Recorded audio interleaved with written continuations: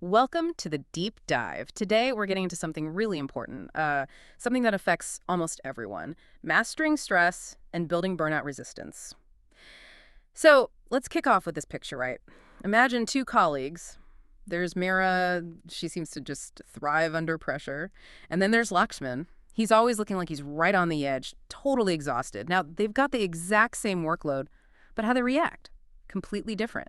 This really gets at the heart of what some call stress Teflon versus stress magnets. And this isn't just a small issue. A recent study, it showed that a huge 76% of workers feel burnout at least sometimes. 76%. Yeah, and that's exactly why we're diving deep today.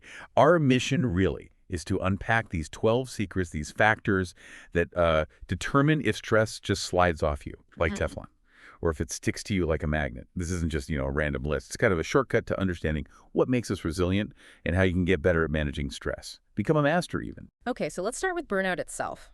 We all use that word, burnout, but I think sometimes we just mean we're really tired after a rough week. What's the actual difference? What makes burnout, so much more serious? That's a really key distinction to make. Burnout, as the sources define it, it's a state of chronic physical and emotional exhaustion. It's not just for a day or two. And it often comes paired with cynicism, a real sense of feeling ineffective, like what you do doesn't matter. It goes way beyond just being tired. It's like a deep depletion. It hits your core functioning. Wow. And the symptoms sound pretty, well, draining. Things like just constant fatigue, insomnia maybe, and decreased productivity, feeling detached from your work, maybe even from life outside work. Exactly. And alarmingly, it's really reached epidemic levels. It's everywhere. The World Health Organization, they've actually recognized it as an occupational phenomenon. That highlights just how serious and widespread it is. And its impact stretches way beyond the job. It hits personal relationships, your mental health, just your overall quality of life. Okay, so understanding what it is seems like the crucial first step. So now, how do we fight back? How do we build that shield? And maybe the place to start, our first secret, is inside us, right? Individual resilience. Absolutely. Resilience is, think of it like your personal armor against stress. It's this amazing ability not just to bounce back when things get tough, but to actually adapt, maybe even grow stronger because of the challenges. So resilient people, they don't just ignore problems. They see setbacks as temporary, Yeah. manageable. They keep a sense of optimism, like maybe a project fails. A resilient person might actually say, okay, that didn't work, but I definitely learned something important for next time. Hmm. The real insight here isn't just that you can bounce back. It's that facing setbacks with the right tools, it actually sort of rewires your brain to be stronger. Right. It's not just getting back to normal. It's like upgrading your psychological operating system. Exactly right. And the good news is you can actively build this armor. There are things you can do, like reframing negative situations, looking at them differently, setting goals that are actually achievable, making sure you celebrate the small wins, not just the huge ones, developing a growth mindset, seeing challenges as learning opportunities. That's key. And things like mindfulness practices, meditation, even just deep breathing exercises done regularly, they can really strengthen that resilience muscle. And it's worth mentioning, there's also a biological link here, which we'll definitely get into later with secret number 11. Okay, so resilience is our personal armor. But what about the battlefield, the place where we face the stress? Because even the best armor can get dented if you're constantly under attack, right? So, secret, #2, your work environment. This one I think resonates with a lot of people. Your workplace can really feel like a sanctuary or, honestly, a battleground for your mental health. Oh, the difference is huge. Yeah. Supportive places, they usually have open communication, expectations are clear. They actually care about work-life balance. Yeah, versus those toxic workplaces. Right, where it's all about cutthroat competition, nobody knows what they're supposed to be doing, and there's this culture of just constant overwork. And it's not just the vibe or the culture, is it? The physical space matters too, like an office with good natural light, chairs that don't kill your back, maybe some quiet spots for focus, and places to relax. That can make a real difference. Even small things, maybe adding some plants, making sure the air quality is decent, creating quiet zones, little changes can help. Definitely. And to build a culture that resists burnout, leaders need to step up, advocate for regular check-ins, implement things like flexible work options, mental health days maybe, and really foster teamwork, collaboration, not just competition. And for remote workers, it's just as important to create a dedicated, organized workspace at home. That helps maintain boundaries and focus.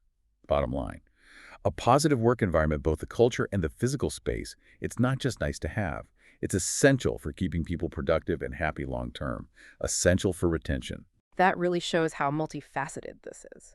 Okay, secret hashtag 3 takes us back inside ourselves. Personality traits. This is about how maybe our natural tendencies can make us more or less vulnerable to stress. Indeed. Some traits, things like perfectionism, maybe finding it really hard to set boundaries, say no, those can definitely make you more susceptible to burnout. But then other traits like optimism, being adaptable, being assertive, they can act as really powerful buffers. But it's easy to just say, oh, that's just my personality. The real insight, though, is that these aren't like fixed destinies. You're not stuck. Hmm. Okay. So this sounds like a good moment for you, listening, to maybe do a quick self-check. Like, do you have trouble saying no when people ask you to take on more, even if you're already overloaded? Do you tend to really dwell on mistakes, go over and over them instead of just learning and moving on? How quickly can you adapt when things suddenly change? Yeah, those are great questions. And it's not about trying to become a totally different person. It's more about leveraging your strengths, using what you're good at, and managing those areas where you're maybe a bit more vulnerable. Self-awareness here is like your secret weapon. It lets you proactively kind of patch up those weak spots and really lean into your natural strengths. So, for example, if you know you're a perfectionist, maybe practice setting good enough standards sometimes. Celebrate that. Or if assertiveness is tough, start small. Voice a simple need in a situation that doesn't feel too scary. Really, knowing yourself, that self-awareness is the absolute first step to growth and preventing burnout here. Okay, that leads nicely into secret hashtag 4, coping mechanisms. We all have them, right? Ways we deal with stress. But that moment after a really tough day, maybe the easiest thing feels like grabbing comfort food or just zoning out in front of the TV for hours. You're saying those quick fixes might actually be making things worse in the long run? Precisely. It's so important to understand that not all coping strategies are actually helpful. Some are really effective.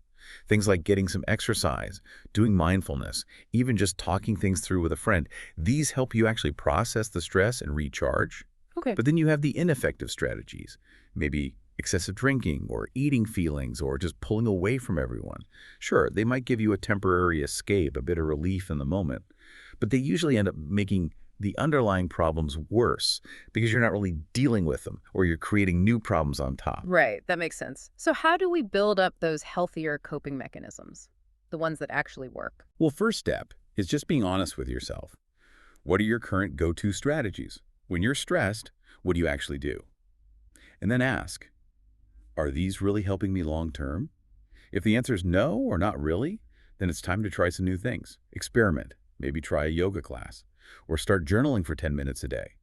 Pick up a creative hobby that totally absorbs you and feels refreshing. The key is finding what genuinely works for you. We're all different. And then, critically, make it a regular thing. Put it in your schedule like an important meeting. It's non-negotiable. Remember, coping effectively isn't about getting rid of stress completely. That's impossible.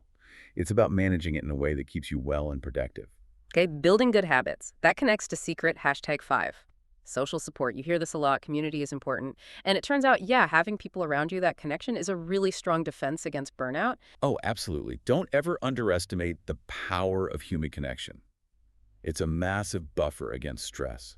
A strong support system gives you that emotional comfort when you need it. Practical help sometimes, like watching the kids or helping with a task. And importantly, it offers new perspectives. Someone else looking at your problem might see something you don't. And that network, it can be different people, right? Family, friends, maybe supportive colleagues, even like professional groups. Exactly. All of the above.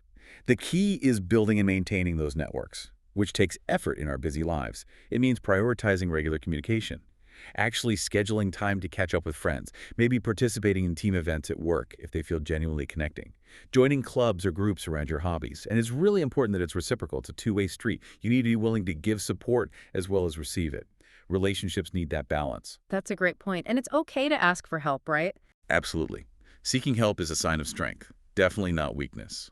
And one more quick point in this super digital world we live in, don't forget how valuable actual face-to-face interaction is. It hits differently. Good reminder. Okay, moving on to secret hashtag 6, finding a sense of purpose. Having that why, that reason behind what you do, can be like a North Star guiding you through the tough times at work.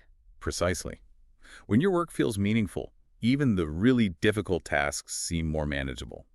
Setbacks don't feel quite so devastating. So finding or maybe reconnecting with your purpose often involves some reflection. What really matters to you deep down? What are your core values? What kind of impact do you actually want to make in the world or even just in your team or family? Finding purpose sounds great, but, what if someone listening is stuck in a job they really don't like? How do they find that North Star or connect it to their work? That's a really common and valid challenge. It doesn't always mean quitting your job tomorrow. Sometimes it involves reframing your current role. Can you focus on the parts that do feel meaningful? Maybe you're learning skills for the future.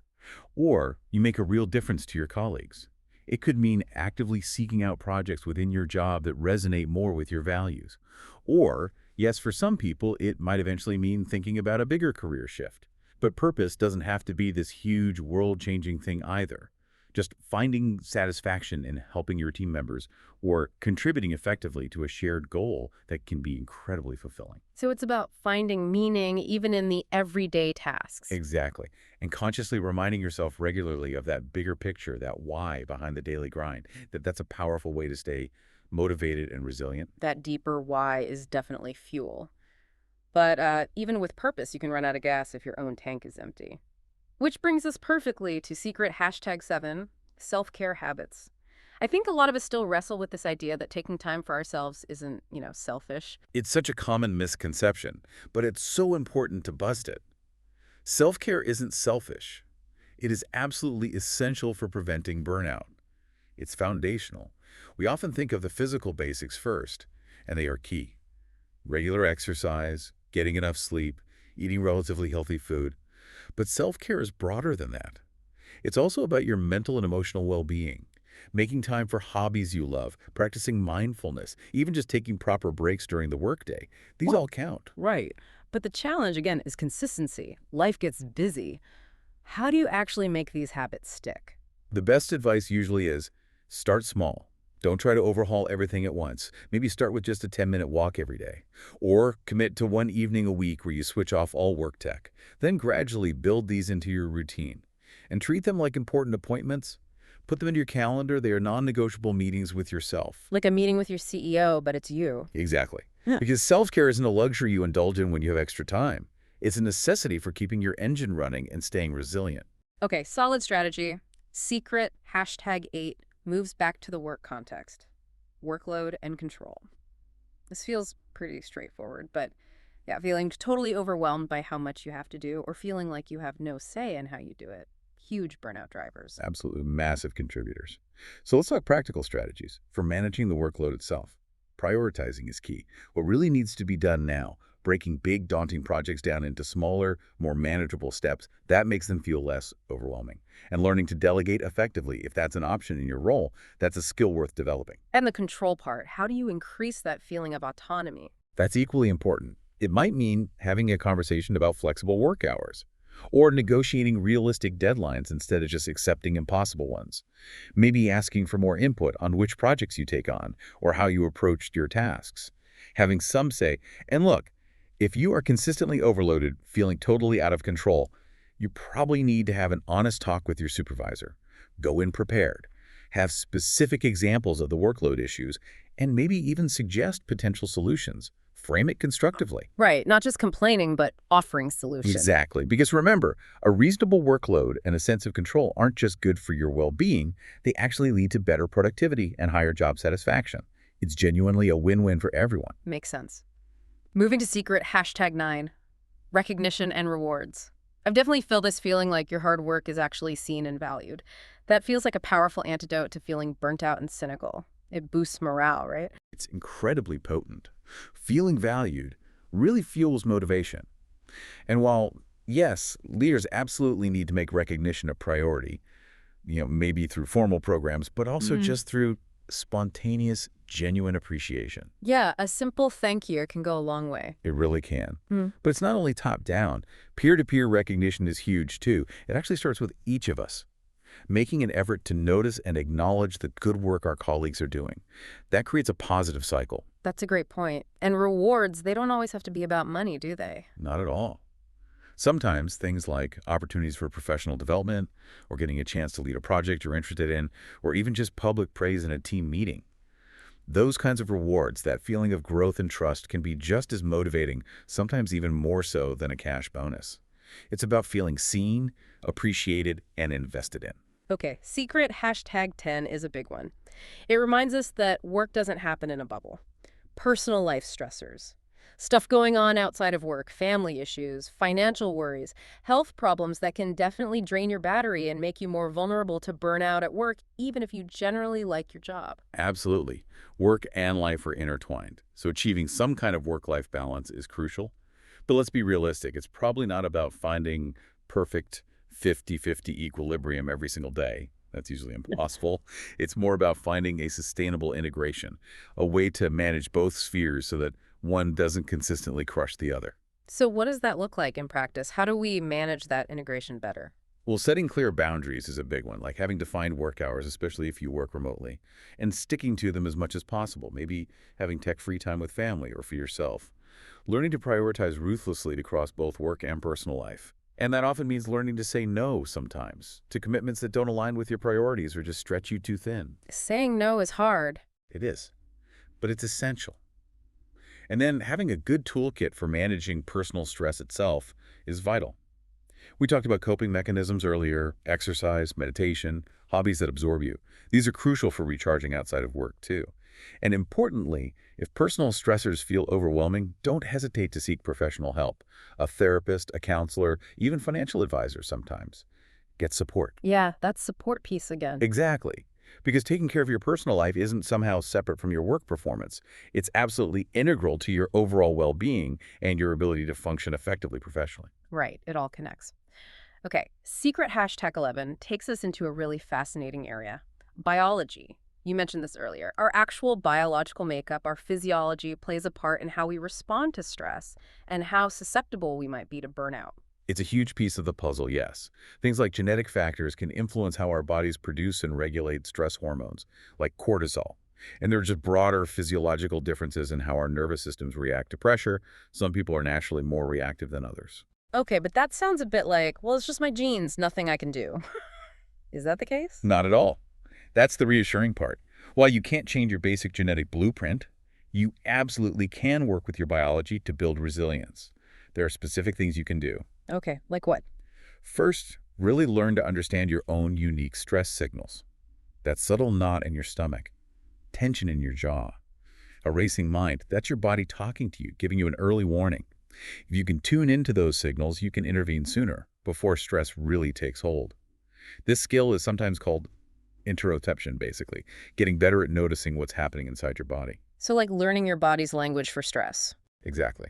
Second, try to optimize your circadian rhythm. Align your daily routines, especially sleep and wake times, with your natural body clock as much as you can. That helps regulate hormones. Third, actively support your brain's neuroplasticity, its ability to adapt. Keep learning new things, solve puzzles, challenge your brain. It keeps it flexible. Fourth, find ways to balance your neurochemicals naturally. Things like spending time in nature, practicing gratitude, or doing acts of kindness can actually boost mood-regulating chemicals. Interesting. What else? Well, there's the idea of hormetic stressors. This means introducing small, controlled doses of mild stress to actually build up your physiological resilience over time. Think of things like occasional cold showers or intermittent fasting or even intense exercise. It's like training your stress response system, making it stronger, like lifting weights for your muscles. Wow, okay, so leaning into mild stress intentionally. In a controlled way, yes. And finally, you can learn techniques to stimulate your vagus nerve. This nerve is key to your body's relaxation response, the rest and digest system. Things like deep, slow breathing, humming, singing, even gargling can activate it and help you recover from stress faster. Gargling. Really. Yeah. It stimulates the nerve endings in the back of your throat. So the overall idea here is about understanding and actively leveraging your unique biology to build a much stronger defense against stress. That's incredibly practical and empowering. Okay, we've reached our final secret hashtag 12, which looks back at our childhood environment. How our early life experiences, the environment we grew up in, can actually shape our stress responses and coping patterns as adults. It's a really profound influence. Generally speaking, a nurturing, supportive childhood tends to foster resilience. You learn you're safe, you learn you can cope, whereas early adversity, things like trauma, neglect, instability that can unfortunately increase vulnerability to stress and burnout later in life, your nervous system might become wired for high alert. That sounds quite deterministic, though, like your childhood sets your fate. That's the crucial point. It absolutely does not determine your fate. That's really important to emphasize. Okay, good. The first step is simply recognizing how your early experiences might be influencing your current patterns. Just having that awareness. And if you suspect that early difficulties are significantly impacting how you manage stress now, that's where seeking professional help can be incredibly beneficial. Therapies like cognitive behavioral therapy, CBT, for example, are very effective at helping people understand those links and develop new, healthier ways of responding to stress, reshaping those patterns. And beyond therapy, it's about consciously focusing on building the things you might have missed out on earlier. Strengthening your resilience skills now, building those strong social support networks we talked about. So it's about acknowledging the past's influence, but actively building a different present and future. Precisely. Because while we definitely can't change our past, we absolutely have the power to shape how we respond to stress right here, right now, and moving forward. It comes back to agency. Wow. We've covered so much ground. It's really eye-opening just how many different factors play into burnout resistance. From our own resilience, personality, coping skills, to our work environment, our sense of purpose, our social connections, and even down to our biology and our past experiences. It's a complex picture. It is complex, but the power in understanding this is huge. You, listening, now have 12 distinct areas you can look at in your own life. 12 levers you can potentially pull. Yeah. You can start to consciously shift your default setting away from being a stress magnet towards becoming more like stress Teflon. This isn't just abstract theory, it's a practical roadmap you can start using today. So here's the final thought for you to take away. Looking at these 12 secrets, what's just one area you could explore or take a small action on this week? What one secret will you focus on first to start making that shift towards mastering stress? How might understanding your own unique mix of these factors change how you approach daily pressures? Something to think about. Thank you so much for joining us on this deep dive.